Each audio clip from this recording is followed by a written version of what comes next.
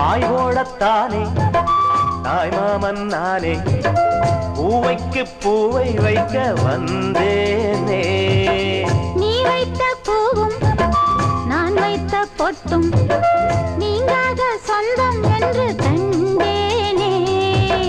நீ இன்றி எனக்கு யார்தான் பொருத்தம்?